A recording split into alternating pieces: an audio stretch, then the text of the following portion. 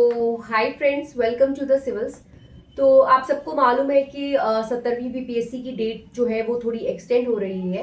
तो अब आपके पास आपको थोड़ा और समय मिल गया है और अब हम लोग इस वीडियो में डिस्कस करेंगे। मैं आपके साथ डिस्कस कर रही हूँ कि लास्ट 50 डेज की जो स्ट्रैटेजी है वो आपकी क्या होनी चाहिए। और ये जो स्ट्रैटेजी आपके साथ डिस्कस होगी, ये कोई मेरी स्ट्रैटेजी नहीं है, ये स्ट्रैटेजी है हमारे सिलेक्टेड कैंडिडेट्स की। उनको जो हेल्प किया है इस मुकाम तक पहुंचने में, किस तरह से उन्होंने प्रीलिम्स में क्या अप्रोच रखा, किस तरह से अपनी चीज़ों को एंड टाइम तक रिवीजन किया और किस तरह से उन्होंने मतलब 100 क्वेश्चंस बहुत आराम से प्रीलिम्स में करके एकदम सिक्योर सीट अपनी कर ली। तो ये उनकी स्ट्रैटेजी है, यानी कि अंकिता की, सोनाली की, धनराज की, मिंटू, राहुल, सन्नी, ये जो भी हमारे सिलेक्टेड कैंडिडेट्स हैं, तो ये उनकी स्ट्रैटेजी आपके साथ डिस्कस होगी। तो ये कोई ऐसा नहीं है कि मैं आपको बताइए आजमाई हुई स्ट्रैटेजी आपके साथ शेयर करी जा रही है। तो इसमें देखिए क्या करना है। सबसे पहले तो आपको क्या करना है, जो प्रीवियस ईयर के जो क्वेश्चंस हैं वो आपको एनालाइज करने हैं और ये आपको खुद एनालाइज करने हैं। हालांकि वीडियो आपको यूट्यूब पे बहुत सारे वीडियोस मिल जाएंगे जहाँ पे पेपर एनालाइज किया हुआ है, वो तो आप देख सकते हैं। प्लस एक बार self analysation is very important, so that you get to realise आप कि कौन से सेक्शन से किस तरह से क्वेश्चंस पूछे जा रहे हैं, कैसे क्वेश्चंस आ रहे हैं। और जब आप खुद बैठ के उसको एनालाइज करोगे तो चीजें आपके लिए और भी ज्यादा क्लियर होंगी और फिर आपको ये पता चलेगा कि इसमें से आपका कौन सा एरिया है जो स्ट्रांग है, आपका किसमें एक अपर हैंड है। मान लीजिए आपकी पॉलिटी अच्छी है तो आप, और ऐसा कौन सा वीकर सेक्शन है जहां पे आपको और मेहनत करनी है।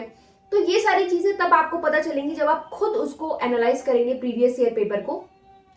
तो सबसे पहला काम तो आपको प्रीवियस ईयर पेपर को एनालाइज करना है और उनको देखते रहना है। समय समय पे प्रीवियस ईयर पेपर को देखते रहिए, स्पेशली पिछले 3-4 साल के पेपर को देखते रहिए, देखते रहिए, देखते रहिए, ताकि आपको एक पेपर से आपकी एक फेमिलियरिटी हो जाएगी, एक दोस्ती हो जाएगी पेपर से, जो कि बहुत जरूरी है।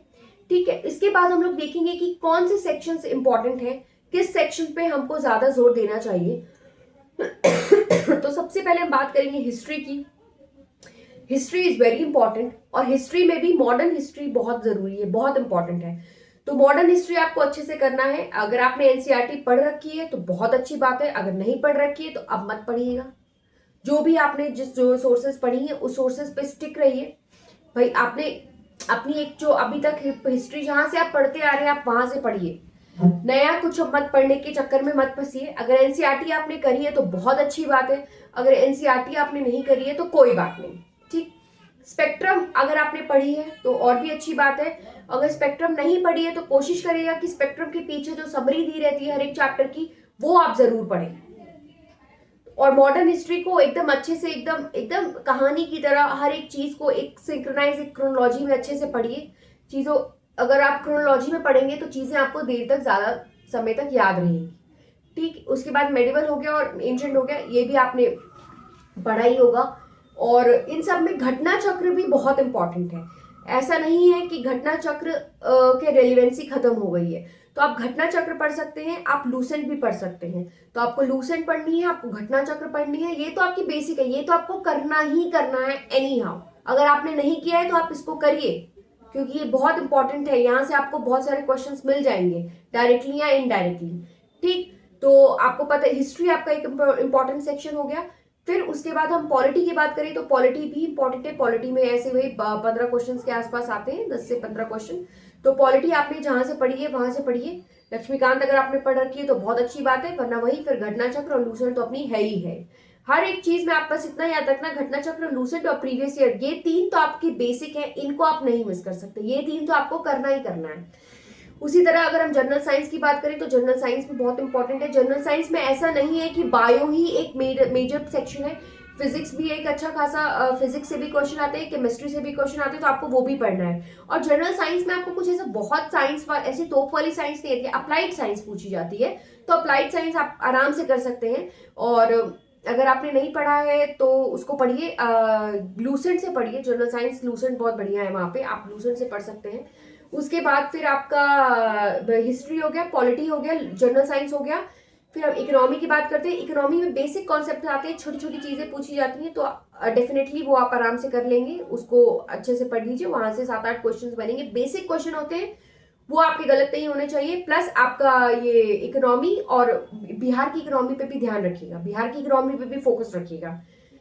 उसके बाद हम बात करें ज्योग्राफी। ज्योग्राफी में आपका इंडियन ज्योग्राफी हो गया, वर्ल्ड ज्योग्राफी हो गया। वर्ल्ड ज्योग्राफी में भी आपको पता होना चाहिए ज़्यादा कैपिटल्स हो गए, रिवर्स हो गए, कौन सा माउंटेन्स कहाँ पर है, पासेस कहाँ पर है, तो ये सारी चीज़ें ज़्यादा आप इसको ध्यान रखिएगा।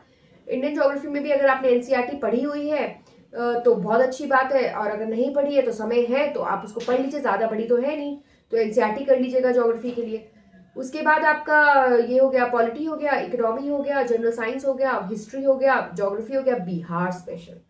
बिहार स्पेशल बहुत इंपॉर्टेंट है, क्योंकि भाई बिहार का पेपर है, बिहार स्पेशल से अच्छे खासे क्वेश्चन आते हैं, चाहे वो बिहार की हिस्ट्री हो, ज्योग्राफी हो, पॉलिटी हो, तो वो आपको करनी होगी, ठीक है, वो आप कर लीजिएगा।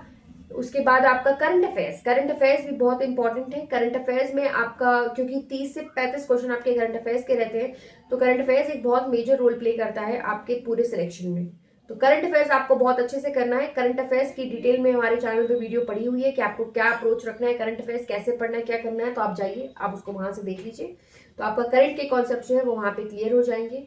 उसके बाद आपका जो 10 क्वेश्चन जो एप्टीट्यूड वाले आते हैं वो भी इंपॉर्टेंट है, वो आपके गलत नहीं होने चाहिए, क्योंकि आप बेसिक चीज़ें हैं, वो ज़्यादा कुछ बहुत उसमें होता नहीं है, बेसिक मैथ्स है, तो वो आप ज़रूर प्रैक्टिस करिएगा, ताकि वहां से भी आपका कोई क्वेश्चन गलत ना हो। जो अगर आप इस तरह से अपने सेक्शंस को उठाएंगे, अपनी चीज़ों को उठाएंगे, तो डेफिनेटली आप 100 क्वेश्चन बहुत आराम से कर लेंगे, क्योंकि आपको ऐसा नहीं है कि 150 क्वेश्चन तो किसी के सही नहीं होंगे, और 150 क्वेश्चन अटेम्प्ट करने हैं, आपको बस बच बच के निकलना है, अपने अपने सेक्शंस उठाने हैं, और वो जो सेक्शंस आप उठा रहे हैं आपको ये कोशिश करनी है कि वहां से आपका कुछ गलत नहीं होना चाहिए।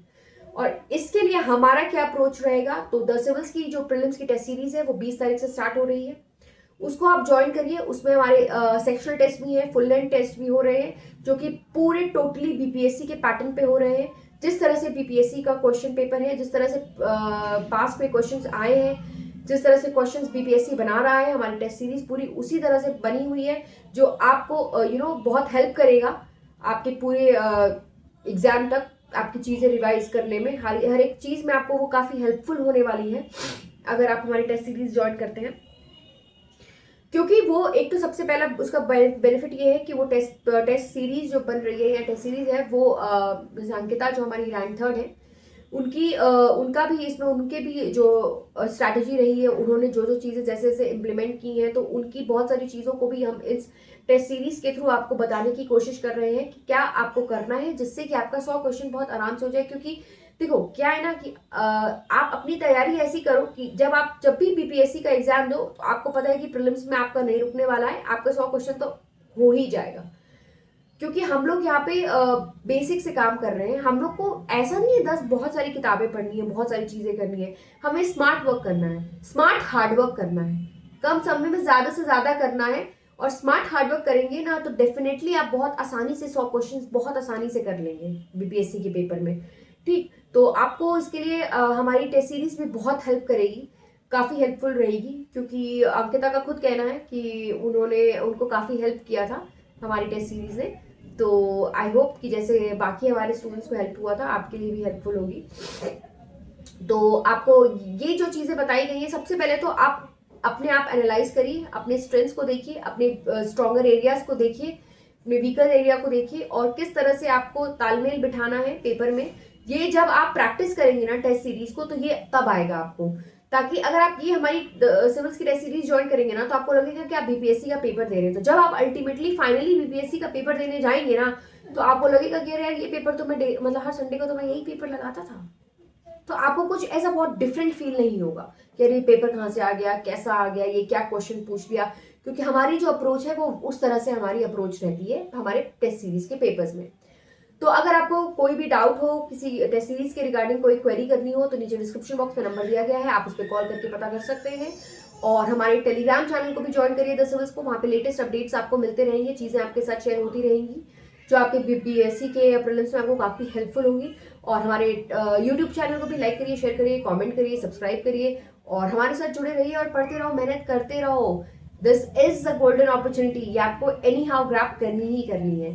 ठीक है, तो खुश रहिए और अपना भी ख्याल रखिए।